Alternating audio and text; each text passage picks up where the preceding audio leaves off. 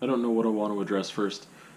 Um, I guess it's rare that I ever feel like I get this real. And what I mean by that, like, I mean, because a lot of the conversations that I've had and stuff like that is like self analysis and reflection and talking about stuff and realizing things. And some of them are like really serious things. And even still, sometimes when they're really serious, I don't feel like. I don't know how to explain it. I don't feel like I do now, I guess. Like, it's just really raw and real and really close right now.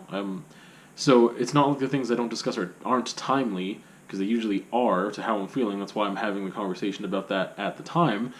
But I don't know. They're just for some reason, despite the fact that they're like relevant and timely or whatever, they're just not. There's been just a few times I can remember, only like a small handful of times where I felt like I was talking about something that I was scared to talk about, or like where I felt really vulnerable talking about it. And I mean, this whole thing of like having these conversations, partly, I mean, just the act of doing it is an exercise in vulnerability, but also like an exercise in being okay with vulnerability, or trying to be, or getting used to it, or I don't know. Because, yeah, that's just what it is. Anyway, I wanted to get that out of the way, and also, because of that, I don't want this to. Ugh, if this comes off like a pity party, then that's gonna. I don't. That's not my intention, and it's not what I want at all. I just want to talk about some real stuff that I'm feeling right now. So, as the title of the video suggests, that I want to talk about redemption and trust, and how those two things go together or don't go together, because that's a thing that I'm feeling right now. And most of it is on, like, I mean, it's most of it's on one side, not the other, and that's just the fact that being a person that has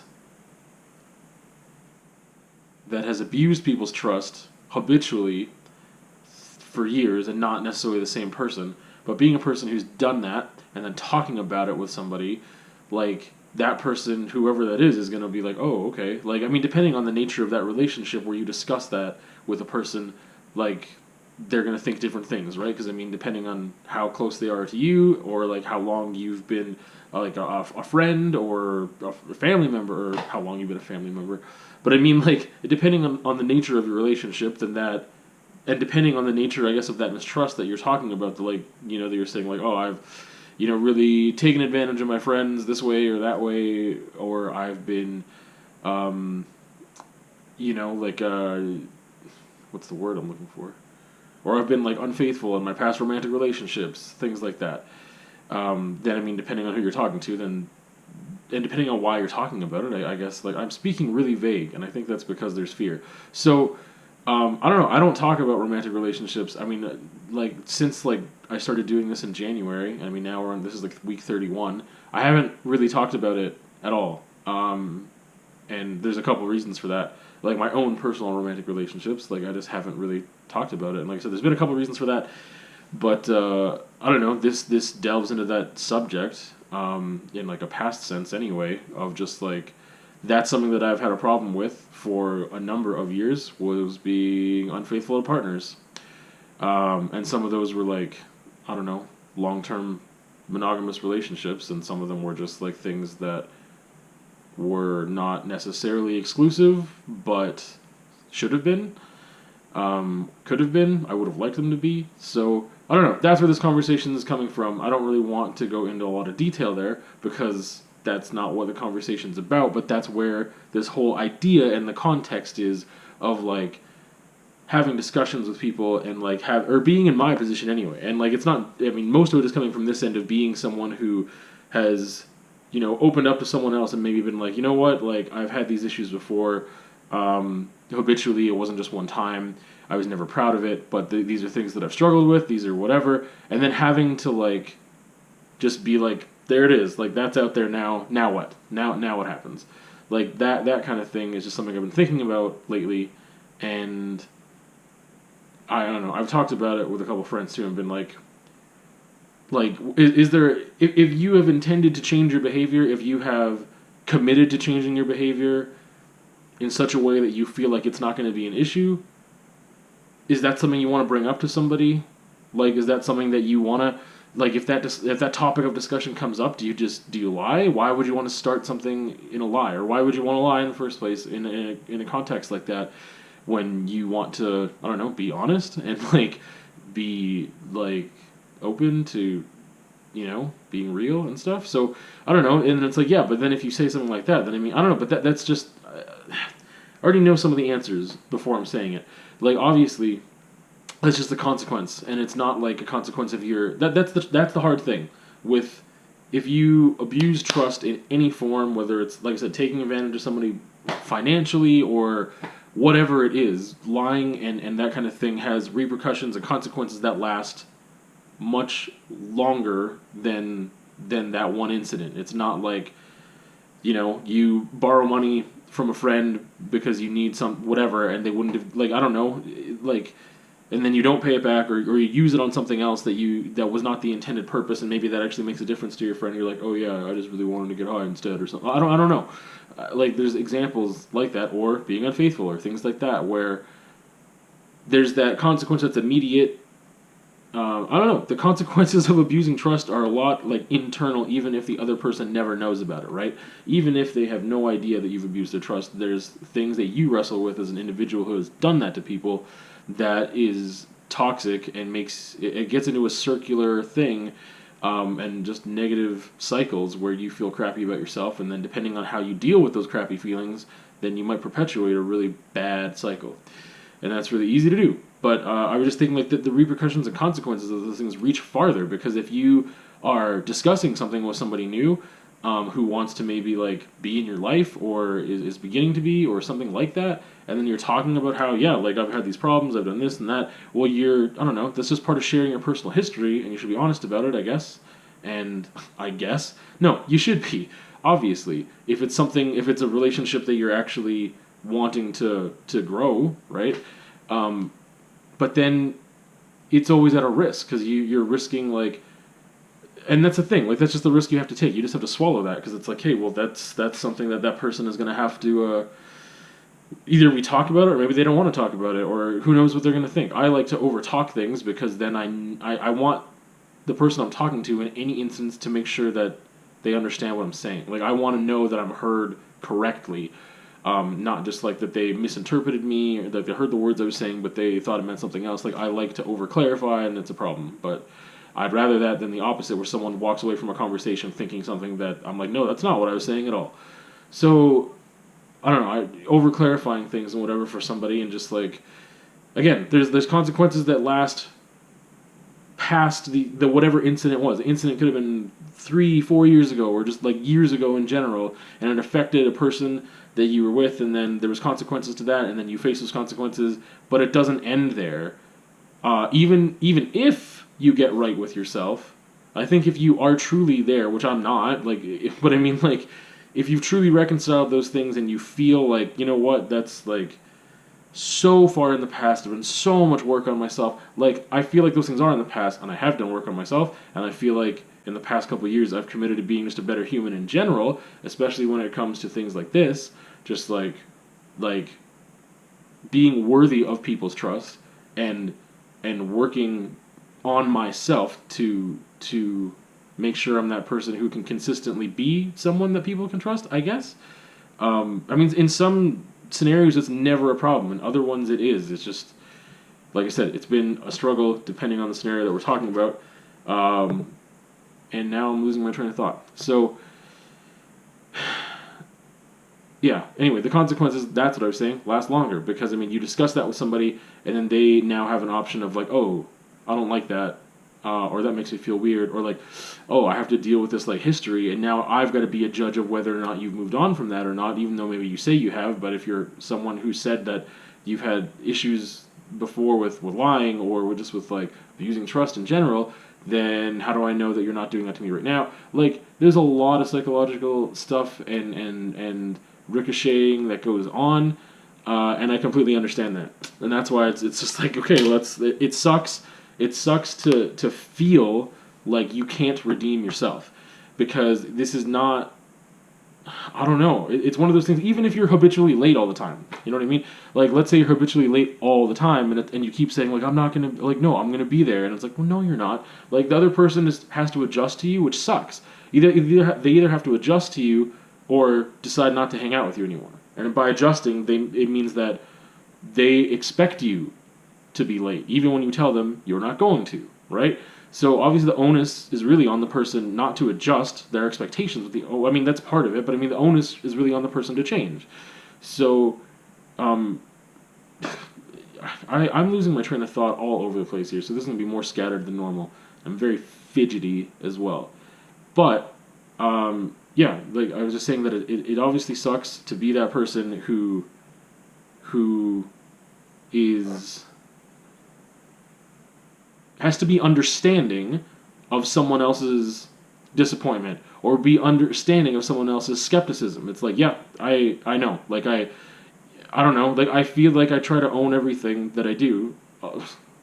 I try to own everything, like and it may not happen right away, but I've always wanted to be a person and value people who can own up to their mistakes because like how else do I learn from my mistakes? And especially if it's with people that I care about, then I need to, if I want that relationship to continue in any regard, I have to do that. I have to be open about that, and then you know you have to give people a choice whether you want them or whether they want you in their life or not. And that's a thing that I've been on the other end of and been like, you didn't give me a choice because I didn't know the truth. So you didn't give me a choice of whether or not I wanted to continue engaging in this relationship or whatever because I didn't have all the information, so I couldn't make an informed decision. So that's, I mean, from my personal experience of being on that end of it, obviously I'd want to afford someone the same opportunity to make that choice, and you know, I think that's just a thing. And like I said, it's just you're not in a position to redeem yourself. That's what I was talking about with the being late example. Like the only way that you can like in that instance redeem yourself is by not being late very consistently for a long time. Just don't be late anymore, and then someone's like, oh, I realize you changed that behavior. But I mean, being late may not be the same thing as like, you know, taking advantage of someone. Like, 'cause, I mean, that's to me that's still taking advantage of someone's time. You commit to a time, and then you end up like being selfish with your time in such a way that now their time is wasted. That happened to me on like so many times. Like it's just a thing that I don't know. I feel differently about now and not as strongly about because I'm I've been more acclimated to being like, okay, I need to do other things with my time. I can't rely on whatever. I just need to focus on me while I wait. And I don't know. I don't want to get into that because it doesn't make any sense. Ugh, this thing is off the rails and I don't want to restart it. It's just, yeah, like I said, it's just a difficult thing to do to regain people's trust. Even when you haven't broken their trust, it's just more a complex thing. If you've never broken a person's trust, but you've told them, hey, I'm a person that has been untrustworthy, it's almost like you have to redeem yourself without doing anything wrong to that person. It's like, okay, I need to show this person that they can trust me, even though they have no reason not to trust me directly with the interactions you've had with them, but they have reasons to not trust you because of your past.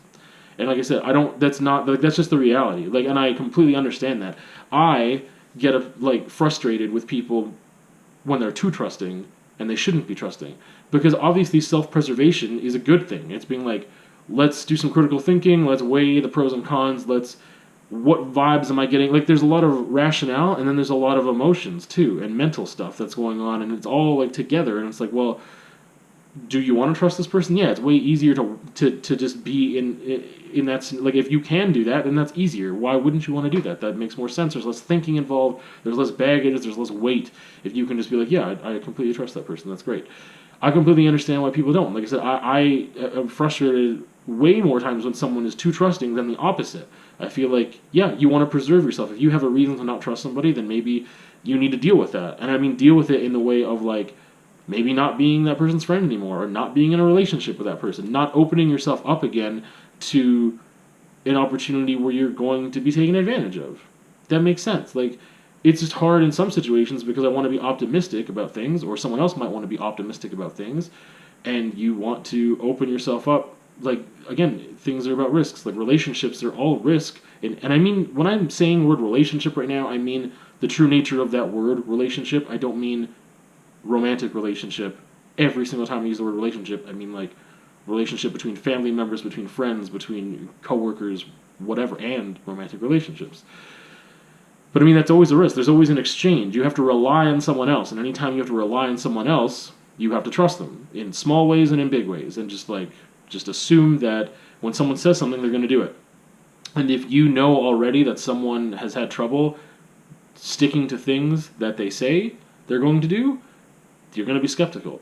And that's just what you have to live with. Like, I mean, as a person who's on the other end of that, like, that's just what you have to live with. But it sucks when you don't, like, again, how do you, the only way you can redeem yourself is with time. And someone might not give you time. Maybe they won't give you that opportunity, but, and that's completely fair. That's the thing. That's what sucks about it, is that it's like a lose-lose. Like, it's such a big deal that, again, it's such a big deal that I can't get upset about it. I can't be hurt about it.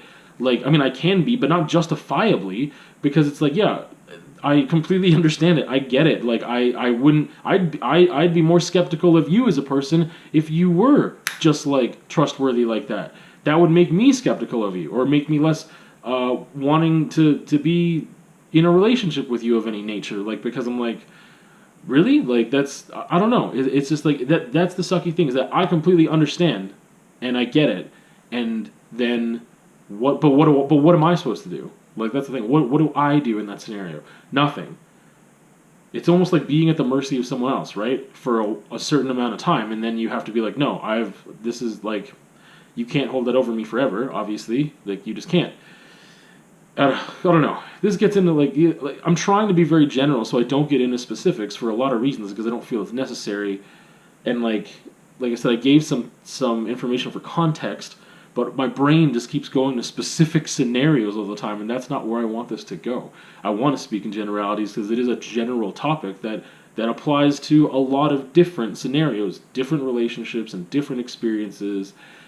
But yeah, I don't know. It's a difficult place to be, and it sucks, and there's nothing you can do about it. And it also makes sense. Like, I'm talking in circles, and I know that, and I don't know how to wrap things up. Again, it's just time. That's all you can do. It's just like, oh, maybe someone will give me enough time and trust, even skeptical trust, within that time to show them that enough time has passed that everything's okay. I mean, like I said, there's onus on both parties to give something in order to make that work, because I mean, someone has to eventually give you an honest opportunity to show them that you can be someone who's trustworthy. That's just how that is. I don't know. Redemption is so difficult in reality. Like, there's no heroic, like, move that can be made usually to be like, I've redeemed myself. Look what I've done. It's like you could do some great magical thing in the moment of opportunity, like, and it still doesn't change your past behaviors. It doesn't change, like, how much someone trusts you necessarily. Do you know what I mean? Like, it just doesn't. It doesn't erase history, and memory is a tactless device.